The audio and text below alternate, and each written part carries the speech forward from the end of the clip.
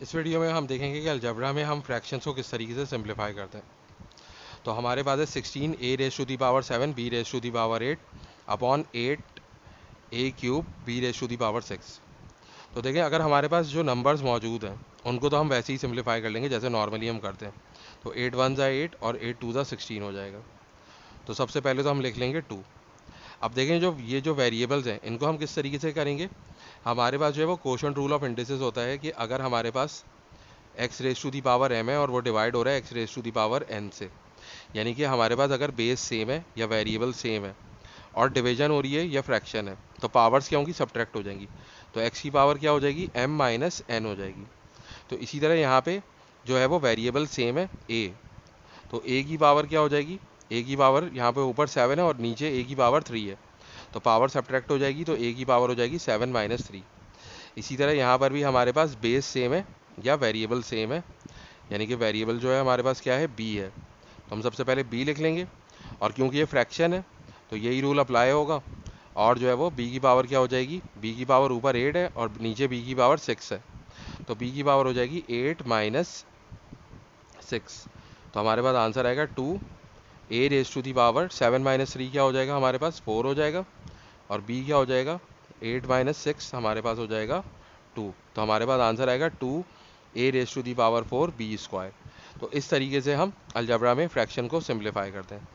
तो अब हम एक और एग्जांपल देख लेते हैं। ये हमने फर्स्ट एग्जांपल देख ली, अब सेकंड एग्जांपल हम देखते हैं। हमारे पास है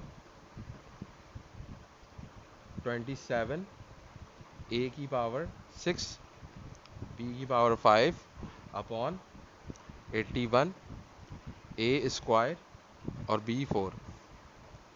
तो देखें यहाँ पे क्या होगा, हमारे पास 27 और 81 ये दोनों 9 से डिवाइड होते हैं, तो ये हो जाएगा 9 3 ज़ा 27 और 9 9 ज़ा 81।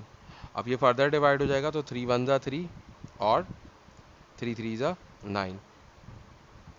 और फिर यहाँ पे हमारे पास क्या आएगा, ये जो हमारे पास 1 है तो 1 हमें लिखने की ज़रूरत नहीं है, और दोबारा हम वही रूल अप्लाई करेंगे। तो a की पावर यहाँ ऊपर 6 है और नीचे जो है वो a की पावर 2 है, तो a की पावर क्या हो जाएगी हमारे पास, a की पावर हो जाएगी हमारे पास 6 माइनस 2। इसी तरीके से हमारे पास b की पावर 5 है ऊपर और नीचे b की पावर 4 है, तो b की पावर क्या हो जाएगी 5 माइनस 4। और नीचे हमारे पास ये दोनों यानी कि वेरिएबल असल में यूज़ हो चुके हैं, तो नीचे हमारे पास सिर्फ 3 बच जाएगा। तो हमारे पास आंसर क्या आएगा, हमारे पास आंसर आएगा a की पावर 4 और b की पावर 5 माइनस 4 1 हो जाएगा। तो a की पावर 4 और b की पावर 1। अब b की पावर 1 को हम चाहें तो ऐसे लिख सकते हैं कि a की पावर 4 और b अपॉन 3। तो b की पावर 1 जो है उसको हम सिंपली b लिख सकते हैं, क्योंकि अगर हमारे पास कोई भी वेरिएबल लिखा हुआ होता है तो उसका मतलब ये होता है कि उसकी पावर 1 है। ये पावर 1 हमें लिखने की ज़रूरत नहीं है, हम उसे हटा सकते हैं। तो इस तरीके से हम अलजेब्रा में फ्रैक्शंस को सिंप्लीफाई करते हैं।